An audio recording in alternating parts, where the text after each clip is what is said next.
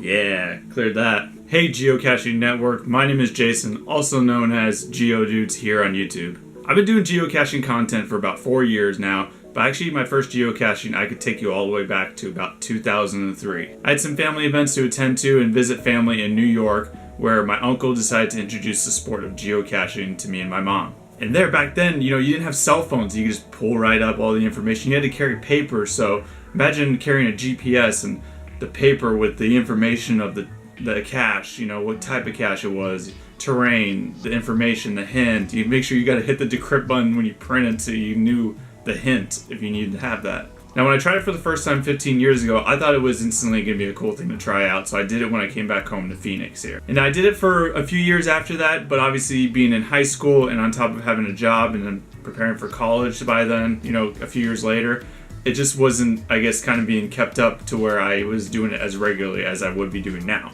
Fast forward all the way up here to 2014 to where I posted on Facebook about going geocaching regularly, to which my geocaching partner Rob and I made the connection about, hey, let's do this regularly, let's go film the videos, and here we are 4 years later. So I went to school for this sort of hobby, not geocaching, school for geocaching.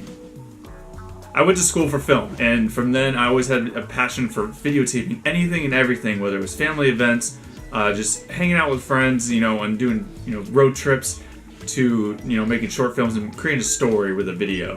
And geocaching is like storytelling, because you're getting there, and it's not just being at the location until you got to that location.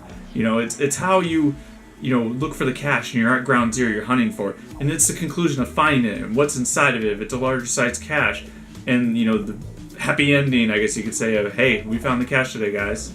So, but not only will you find geocaching content here, guys, I do a lot of physical activities. I film, I go out to Spartan races, I go out to, charity runs, so I like to videotape those as well, so you can find, exclusive content like that. Whenever I travel, I like to make special videos about places I'm traveling at while I'm there, just to kind of keep it fresh and, have a variety of things that everybody might like here on the channel.